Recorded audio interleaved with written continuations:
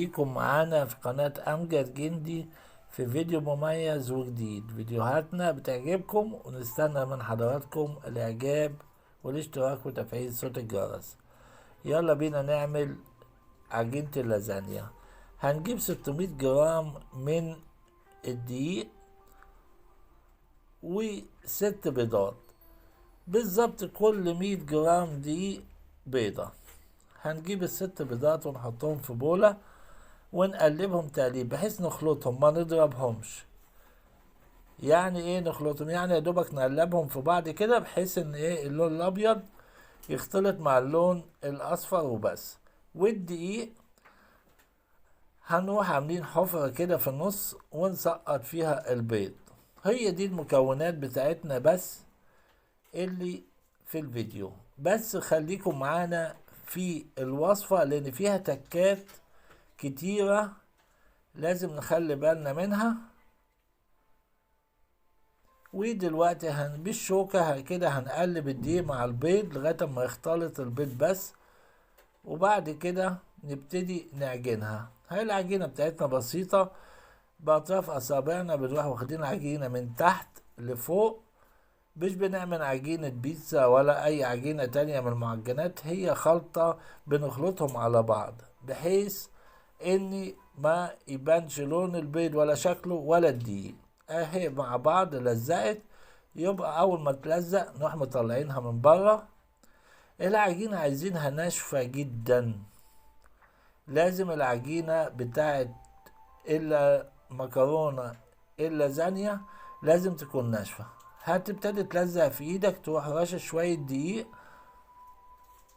وتعجن عليها. العجنة بتاعتنا بالظبط ازاي؟ هنجيب العجينة ونروح سحبينها لبره وندوس عليها ونلمها ونعكسها نفس الحكاية. ليه؟ أول حاجة عشان نسد فراغات الهواء، تاني حاجة عشان تشرب الدقيق وتنشف. كل ما تنشف معانا العجينة كل ما يكون أحسن. انت حاليا هتكون ناشفة، بس بعد كده هنشوف قدام هتبقى معانا ازاي. اهي بالظبط لميناها ونشفت. نبتدي نقفلها، ودي من التكات في العجنة بتاعت عجينة اللازانيا، مهمة جدا. بنقعد بالظبط ما بين 10 دقايق لربع ساعة نعجن فيها ونبسها كويس. هنكورها وندوس عليها بحيث ان الهواء اللي فيها يطلع بره. بعد ربع ساعة تكون جاهزة. بنجيب ونلفها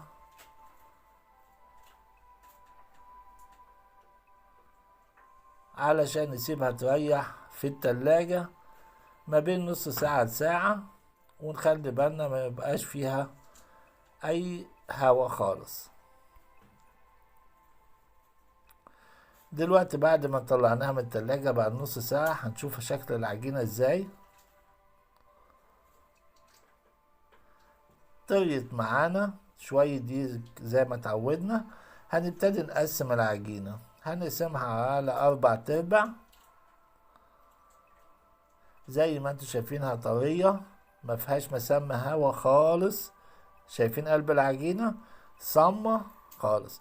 هنجيب الفرادة بتاعتنا اللي احنا بنفرد بيها اللي عندنا في البيت. لو ما عندكش ممكن بالنشابة، بس هيكون الامر صعب عليك. احنا بنفرد بدي ليه؟ علشان يكون سمكها واحد. من المميزات الحلوة في العجينة بتاعت اللازانيا لازم تكون سمكها واحد، اللي هو 1 ملي بالظبط. ده السمك الطبيعي بتاع عجينة اللازانيا. هنبتدي برقم 6 ونفردهم كلهم ونحطهم جنب بعض ونرش عليهم شوية من الدقيق. كل ما نشتغل شوية عليهم لازم نرش رش الدقيق. ما تخافوش، الدقيق ما بيعملش اي حاجة في العجينة، ده بيساعدك جدا ان انت تشتغل عليها. بعد كده هنروح على رقم 4. هنجيب العجينة بالظبط نعملها نديها تلتاي، يعني في ربع او تلت، ما بيبقاش طبقتين، ونفردها ونحطها برضه زي المرة اللي فاتت. بنعمل كل كمية زي كده ونجهزها، وبعد كده نقص الرقم كده عشان يبقى الشغل منظم بتاعنا كله، وفي نفس الوقت عارفين احنا نشتغل على رقم كام. ادينا عملناها كلها زي ما انتوا شايفين، ولا فيها بقع هوا، نفافيخ هوا، ولا اي حاجة. عجينة مظبوطة، والدقيق بيساعدنا ان هي ما تلزقش كمان. الاشكال طبعا هنظبطها بعدين. بنيجي بعد رقم 4 بنقسمها كلها على 2 ونحطهم جنب بعض كده زي ما انتوا شايفين. ما تخافش، العجينة مش هتلزق في بعضيها. نروح على رقم 2، ونفس ما عملنا في الرقم اللي فات برضو بنتنيها وبنفردها، بتطلع زي الورقة بالظبط، مفرودة كلها مقاس واحد. طبعا اللي ما عندوش المكنة دي ممكن بالنشابة، بس هيتعب شوية. ونرش دقيق من فوق. المكونات سهلة والطريقة زي ما انتوا شايفينها، بس العجينة الفريش دي اللازانيا بتديها طعم ونكهة مختلفة خالص. ممكن تشتريها، هي تمنها غالي شوية، بس دي هيكون بتجهزها في البيت، هتكلفك اقل والطعم هيكون احسن. زي ما انت شايف كده هنروح على اقل درجة اللي هي رقم 1. ما تخافش ان انت تشتغل عليها، هتطلع معاك زي الورقة بالظبط. شايفين؟ ولا مقطعة ولا ملزقة ولا اي حاجة. شوية دقيق وندخلهم على المكنة زي ما انت شايف. بص، زي ما يكون طالعة زي الورقة وماسكة نفسها، ما بتتقطعش منك. المكونات مظبوطة زي ما قلنا لكم. كل 100 دقيق 100 جرام دقيق عليهم بضاية بالظبط، ولا ملح ولا زيت ولا اي مكونات تانية. اي حاجة تانية هتخلي العجينة مش مظبوطة.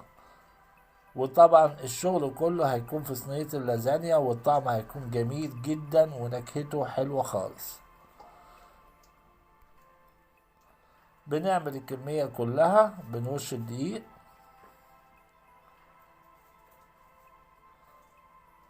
شايفينها ازاي؟ الورقة زي الورقة بالظبط، ولا بتتقطع، وبطريقة احترافية وسهلة وبسيطة. بنجيب الطبق بتاعنا، بنرش عليه شوية دقيق اللي هنشيل فيه عجينة اللازانيا، وبنيجي نقطعها على المقاسات اللي احنا عايزينها. المقاس مش هيكون مشكلة، لانك انت هيعتمد على طريقة الفرد والمقاس في الصينية. اي قطعة صغيرة بتزيد معاك ما ترميهاش، خليها عندك، هتحتاجها وانت بتعمل صينية اللازانيا او اللازانيا. هتيجي معاك في زاوية عايز تظبطها، هتيجي في جنب عايز تظبطه في حتة، لان احنا في شغل اللازانيا ما بنرميش اي حاجة، بتتعامل طبقات وبنحتاج كل حاجة من العجينة. فهتقول في حتة واربع، حتة كده حتة كده، لا ما ترميش، خليها عندك، هتحتاجها. تيجي تشيل في الطبق اللي زي الورق كله فوق بعضيه، بس بين كل طبقة وطبقة نرش شوية دقيق. وممكن تحتفظ بيها في التلاجة زي الحالة دي بالظبط لمدة اسبوع او اكتر، بس هو يفضل اقصى حاجة اسبوع. طبعا لو عايز تحتفظ بيها في الفريزر مفيش اي مشاكل، تقعد معاك الفترة اللي انت تحبها في الفريزر، مفيهاش اي مشاكل. بنروح نغلفها علشان لغاية اما نيجي نعمل لازانيا. لو انت هتعمل لازانيا على طول مفيش داعي تشيلها في التلاجة وتشتغل بيها على طول. اهي جاهزة معانا، طريقة سهلة وتقريبا مظبوطة، وجربوها بنفسكم هتلاقوها ممتازة والنتائج جميلة جدا. واذا عجبكم الفيديو هنستناكم دايما في الفيديو اللي جاي ان شاء الله.